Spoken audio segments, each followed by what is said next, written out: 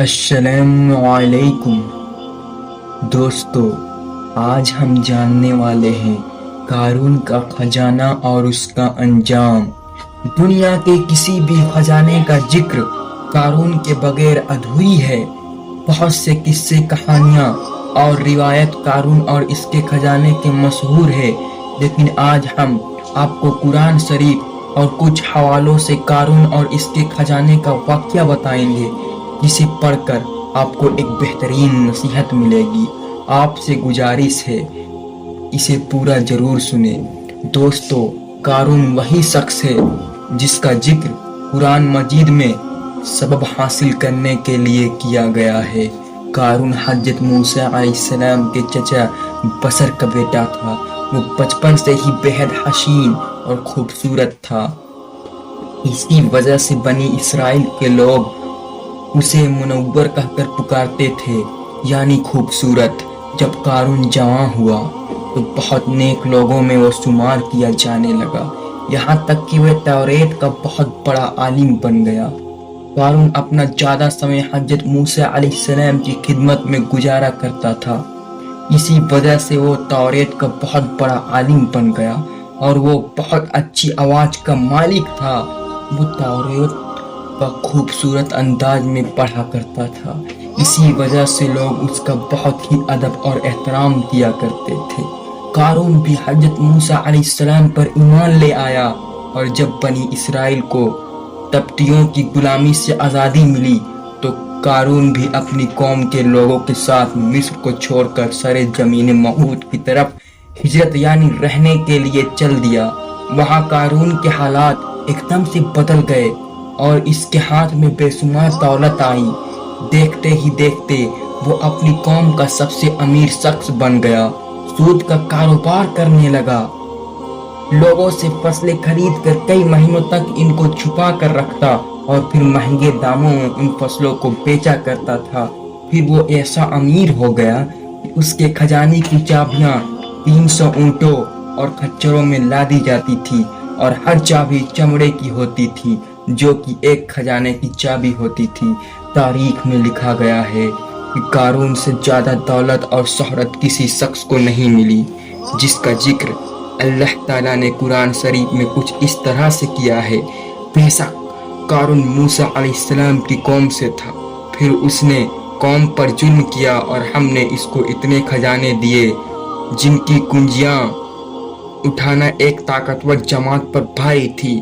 ایک اور جگہ پر اللہ تعالیٰ نے ارشاد فرمایا ہے، جب قارون نے اس کی قوم نے کہا گھمنڈ مت کرو، بے شک اللہ تعالیٰ اترانے والے کو پسند نہیں کرتا، اور جو دولت تجھے اللہ تعالیٰ نے دیا ہے اس کے ذریعے سے اپنی آخرت کو بہتر کر اور اللہ کو راضی کر اور احسان کر جیسا اللہ تعالیٰ نے تجھ پر احسان کیا، اور زمین میں فساد مت کر، بے شک اللہ تعالیٰ فسادیوں کو پسند نہیں کرتا۔ محترم عزیز دوستو، قارون شروع میں حضرت موسیٰ علیہ السلام کے ماننے والوں میں شامل تھا۔ ایک دن اللہ تعالیٰ نے حضرت موسیٰ علیہ السلام کو زکوٰۃ کا حکم دیا۔ حضرت موسیٰ علیہ السلام نے اللہ کے حکم کے مطابق اپنی قوم کو زکوٰۃ نکالنے کا حکم دیے، تو یہ سن کر قارون نے بھی حضرت موسیٰ علیہ السلام سے یہ وعدہ کیا کہ وہ بھی اپنے مال کا 1000واں حصہ زکوٰۃ میں دیا کرے گا۔ جب اس نے اپنے مال کا حساب لگایا تو ایک بہت بڑی رقم زکوٰۃ کی نکل رہی تھی۔ اس کے بعد اس کے دل میں لالچ پیدا ہو گئی اور وہ زکوٰۃ کے خلاف ہو گیا۔ اس نے ایک گندی چال چلی، اس نے بنی اسرائیل میں سے ہی ایک گروہ کو جمع کیا جو اس کے حمایتی تھے۔ انہیں جمع کیا اور کہا، اے بنی اسرائیل کے لوگوں، موسیٰ علیہ السلام نے ہمیں کئی حکم دیے جسے ہم سب نے مانا اور اس پر عمل کیا، لیکن اب موسیٰ کا ارادہ بدل گیا ہے، اب وہ تم سے تمہارا دولت چھین لینا چاہتے ہیں۔ قارون نے اپنی قوم میں سے ایک عورت کو کچھ پیسے دے کر حضرت موسیٰ علیہ السلام پر الزام لگانے کے لیے بھی کہا، تاکہ حضرت موسیٰ علیہ السلام کو برا ثابت کیا جا سکے۔ اس کے بعد اس نے اپنے قوم کے لوگوں کو جمع کیا اور حضرت موسیٰ علیہ السلام سے پوچھا کہ زنا کی کیا سزا ہے۔ حضرت موسیٰ علیہ السلام نے فرمایا جو بھی زنا کرے چاہے اس کی بیوی بھی ہو تو اسے شرمسار کیا جائے یہاں تک کہ وہ مر جائے۔ قارون نے کہا حضرت موسیٰ علیہ السلام اگر یہ کام آپ نے کیا ہو تو بھی کیا یہی سزا ہے؟ حضرت موسیٰ علیہ السلام نے کہا ہاں اگر یہ کام میں نے بھی کیا ہو تو بھی یہی حکم ہے۔ قارون نے کہا بنی اسرائیل کچھ لوگ یہ مانتے ہیں کہ آپ نے فلاں عورت کے ساتھ زنا کیا ہے۔ اس کے بعد حضرت موسیٰ علیہ السلام نے کہا اس عورت کو میرے سامنے بلاؤ۔ اس کے بعد اس عورت کو حضرت موسیٰ علیہ السلام کے سامنے لایا گیا۔ حضرت موسیٰ علیہ السلام نے کہا اے عورت تجھے اس اللہ تعالیٰ کی قسم ہے جس نے بنی اسرائیل کے لیے دریا کو پھاڑ دیا اور سلامتی کے ساتھ دریا کو پار کروا کر فرعون سے بچایا، سچ کہہ دے کہ معاملہ کیا ہے۔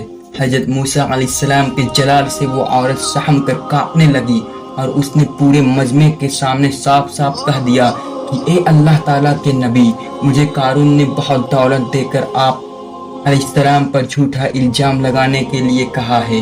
اس کے بعد حضرت موسیٰ علیہ السلام اللہ کی بارگاہ میں سجدہ شکر میں گر پڑے اور سجدے کی حالت میں ہی حضرت موسیٰ علیہ السلام نے یہ دعا مانگی یا اللہ قارون پر اپنا عذاب نازل کر دے۔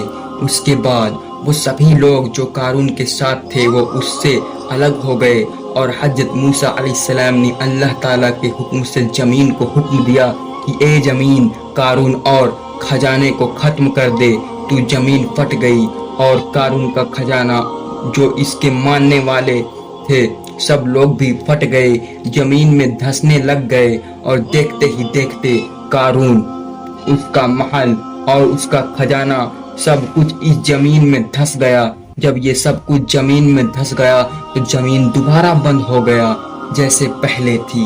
محترم عزیز دوستو ہمیں جو چیز دی گئی ہے وہ صرف دنیا تک ہی ساتھ رہنے والی اور کام آنے والی ہے، جبکہ قارون کو بھی دنیاوی زندگی کا سامان دیا گیا اور اس نے اس پر غرور اور تکبر کیا تو وہ بھی فرعون کی طرح عذاب سے نہیں بچ سکا۔ دوستو سوچنے کی بات یہاں یہ ہے کہ کیا ہمارے پاس قارون اور فرعون سے زیادہ مال اور دولت ہے؟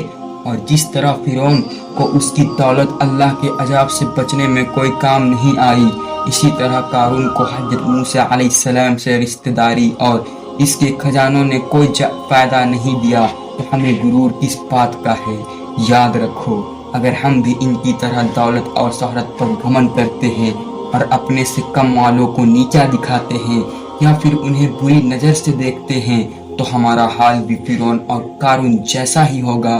اللہ تعالیٰ نے دعا ہے کہ اللہ تعالیٰ ہم سب کو اپنے پیارے نبی صلی اللہ علیہ وسلم سے بے پناہ محبت کرنے اور ان کے بتائے ہوئے راستوں پر زندگی گزارنے کی توفیق عطا فرمائے اور ہمیں ہر برے کام سے بچائے اور زیادہ سے زیادہ نیک کام کرنے کی توفیق دے، آمین ثم آمین۔